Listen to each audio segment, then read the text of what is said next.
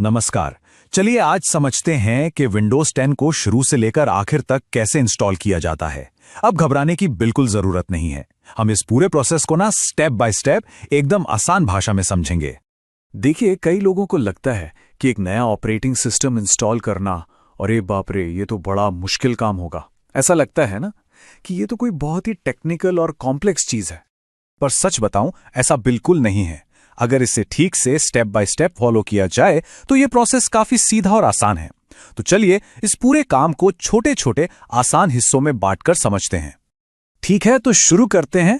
सबसे पहला और सबसे जरूरी काम है इंस्टॉलेशन के लिए जो टूल चाहिए उसे तैयार करना। और हां, एक बात का खास ध्यान रखना है कि ये टूल हम किसी सही और भरोसेमंद जगह से ही डाउनलोड करें। तो करना क्या है? सबसे पहले गूगल पर जाकर टाइप कीजिए डाउनलोड विंडोज 10 ISO। अब सबसे जरूरी बात, ध्यान से सुनिए। आपको सिर्फ और सिर्फ माइक्रोसॉफ्ट की जो ऑफिशियल वेबसाइट है उसी पर जाना है, कहीं और से नहीं। इससे क्या होगा, आप हर तरह के वायरस या नकली सॉफ्टवेयर से बचे रहेंगे। तो वेबसाइट पर जाकर मीडिया क्रिएशन टूल नाम का एक छोटा सा सॉफ्टवेयर है, उसे डाउनलोड कर लीजिए। अच्छा, टूल्स डाउनलोड हो गया, बहुत बढ़िया। तो अब आता है हमारा अगला बड़ा कदम, एक बूटेबल पेन ड्राइव तैयार करना। मतलब हम एक ऐसी पेन ड्राइव बनाएंगे जिससे हमारा कंप्यूटर स्टार्ट हो सके और विंडोज इंस्टॉल कर सके। लेकिन आगे बढ़ने से पहले 1 मिनट रुकिए। एक बहुत ही जरूरी बात है जो सबको पता होनी चाहिए। ध्यान से सुनिए। इस प्रोसेस के दौरान जो पेन ड्राइव इस्तेमाल होगी वो पूरी तरह से फॉर्मेट हो जाएगी। इसका सीधा सा मतलब है कि उसके अंदर जो कुछ भी है, फोटो, गाने, फाइलें, सब कुछ, मेरा मतलब सब कुछ डिलीट हो जाएगा। तो ये पक्का कर लें कि पेन ड्राइव या तो एकदम खाली हो या फिर उसमें जो भी जरूरी सामान है उसका बैकअप ले लिया गया हो। चलिए अब देखते हैं कि करना क्या है। सबसे पहले कम से कम 8 GB की एक पेन ड्राइव कंप्यूटर में लगा दें। अब जो मीडिया क्रिएशन टूल डाउनलोड किया था उसे खोलिए और जो भी शर्तें हैं उन्हें एक्सेप्ट कर लीजिए। इसके बाद आपको एक ऑप्शन दिखेगा, create installation media for another PC। बस इसी को चुनना है। फिर आगे भाषा, एडिशन में विंडोज 10 और आर्किटेक्चर में 64 बिट ही रहने दें। और बस आखिरी स्टेप में USB फ्लैश ड्राइव सिलेक्ट करें और अपनी पेन ड्राइव चुन लें। बस अब आपका काम खत्म। अब ये टूल सारा काम अपने आप करेगा। ये विंडोज की फाइलें डाउनलोड करेगा, उन्हें चेक करेगा और पेन ड्राइव को इंस्टॉलेशन के लिए तैयार कर देगा।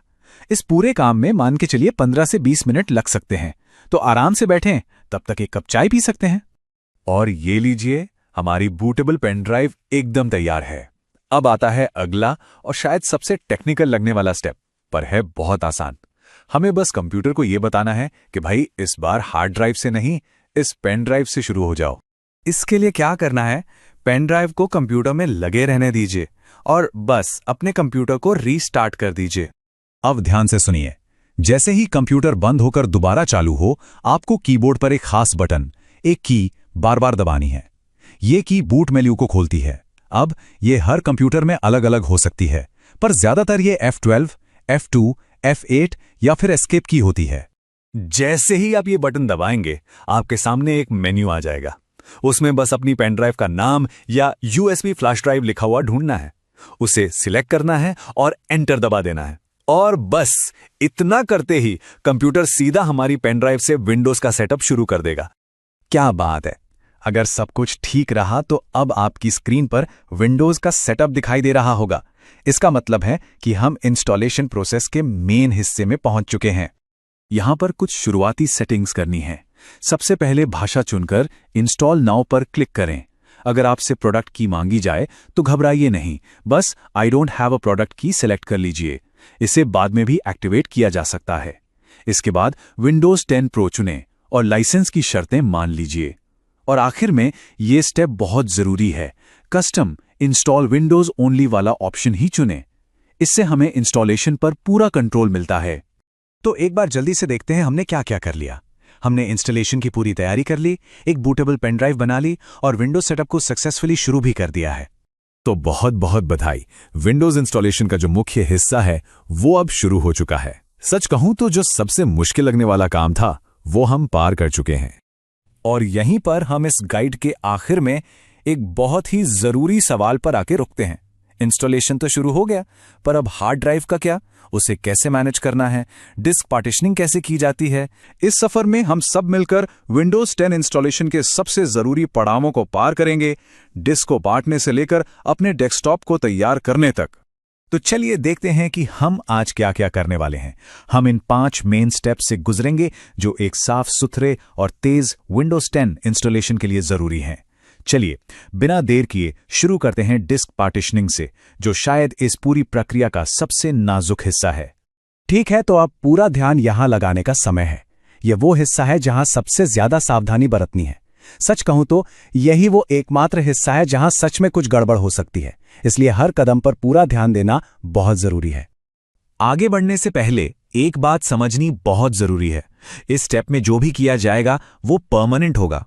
मैंने ऐसी कई कहानियां सुनी हैं जहां लोगों ने गलती से अपनी सारी जरूरी फाइल्स या फोटोज डिलीट कर दी हैं। तो प्लीज हर क्लिक से पहले एक बार जरूर सोचें। तो सबसे पहली और सबसे जरूरी चीज, अपनी सभी जरूरी फाइलों का बैकअप जरूर ले लें। मतलब कि सारी तस्वीरें, डॉक्यूमेंट्स, म्यूजिक, सब कुछ।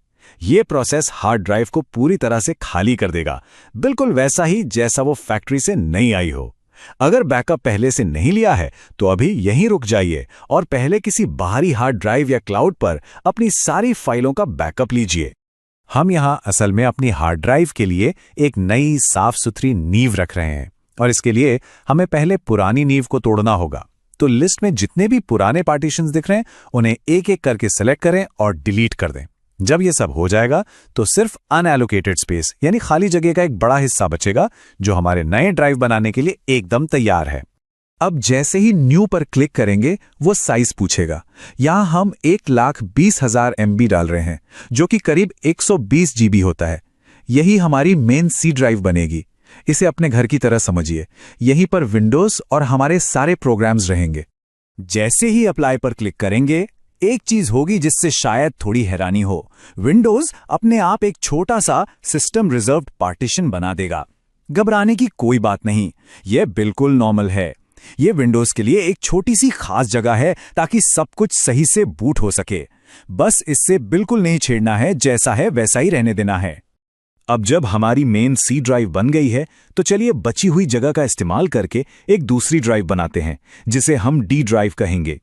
यह हमारी पर्सनल फाइल्स जैसे फोटो, गाने और डॉक्यूमेंट्स रखने के लिए एक बहुत अच्छी जगह है। बस बची हुई अनएलोकेटेड स्पेस को सेलेक्ट करना है, न्यू पर क्लिक करना है और फिर अप्लाई कर देना है। इसके बाद अपनी मेन सी ड्राइव को सेलेक्ट करें और इंस्टॉलेशन शुरू करने के लिए नेक्स्ट दबाएं। और बस हमारा काम यहां खत्म। अब आराम से बैठने का, एक कप चाय बनाने का और कंप्यूटर को अपना जादू चलाने देने का समय है। इस स्टेप में बस धैर्य रखना है और इंतजार करना है। अब स्क्रीन पर एक प्रोग्रेस बार दिखेगा। यह विंडोज की फाइलों को कॉपी करने से शुरू होगा, फिर उन फाइलों को इंस्टॉलेशन के लिए तैयार करेगा और आखिर में इस पूरी प्रक्रिया को पूरा करेगा। हाँ, इस बीच कंप्यूटर अपने आप कुछ बार रीस्टार्ट होगा। यह प्रोसेस का एक नॉर्मल हिस्सा है, तो घबराना नहीं है। सबसे जरूरी बात, धैर्य रखना है। किसी भी हालत में USB ड्राइव को नहीं निकालना है और लैपटॉप को बंद नहीं करना है। बहुत बढ़िया, इंस्टॉलेशन का सबसे मुश्किल हिस्सा पार हो गया है। अब बारी है इस पीसी को सच में अपना बनाने की। यहां हम अपना रीजन, अकाउंट और प्राइवेसी सेटिंग्स चुनेंगे। ये स्टेप्स बहुत सीधे साधे हैं। रीजन में इंडिया चुनें, कीबोर्ड लेआउट को अभी के लिए यूएस ही रहने दें, बाद में और भी भाषाएं जोड़ी जा सकती हैं। अपने वाईफाई से कनेक्ट करें और अपने माइक्रोसॉफ्ट अकाउंट से साइन इन कर लें। और हाँ, सिक्योरिटी के लिए एक पिन सेट करना ना भूलें। अच्छा, अब ये एक प्रो टिप है। ये सारी प्राइवेसी सेटिंग्स पीसी की परफॉर्मेंस पर असर डाल सकती हैं।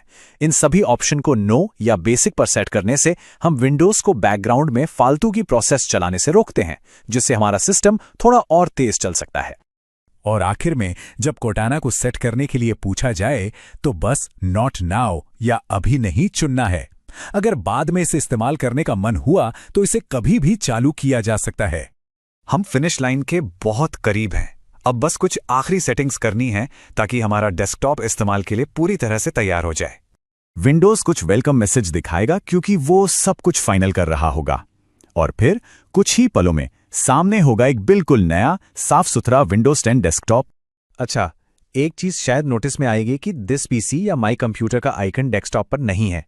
कोई बात नहीं, इसे वापस लाना बहुत आसान है। बस डेस्कटॉप पर राइट क्लिक करें, पर्सनलाइज में जाएं, फिर थीम्स और फिर डेस्कटॉप आइकन सेटिंग्स। वहां कंप्यूटर के बगल वाले बॉक्स पर टिक करके अप्लाई कर दें। और अब सबसे जरूरी आखिरी कदम, विंडोज अपडेट चलाना। इससे ये पक्का हो जाएगा कि सारे हार्डवेयर के लिए लेटेस्ट ड्राइवर्स इंस्टॉल हो गए हैं, जो कंप्यूटर को स्मूथ चलाने के लिए बहुत जरूरी है। ये विंडोज लाइसेंस को भी अपने आप एक्टिवेट कर देगा। ये स्टेप बहुत बहुत जरूरी है, इसे बिल्कुल भी स्किप मत कीजिएगा। और लीजिए, हो गया काम, बधाई हो, विंडोज 10 इंस्टॉलेशन अब पूरी तरह से कंप्लीट हो गया है। आपका कंप्यूटर अब इस्तेमाल के लिए एकदम तैयार है। इसका आनंद लें। तो अब जब एक बिल्कुल नया ऑपरेटिंग सिस्टम तैयार है, तो अगला कदम क्या होगा? क्या पसंदीदा गेम्स इंस्टॉल किए जाएंगे, या शायद वो वीडियो एडिटिंग प्रोजेक्ट शुरू होगा जिसके बारे में काफी समय से सोचा जा रहा था? या फिर बस वेब ब्राउज करने और देखने का मजा लिया जाएगा कि क्या नया है? अब संभावनाएं अनंत हैं।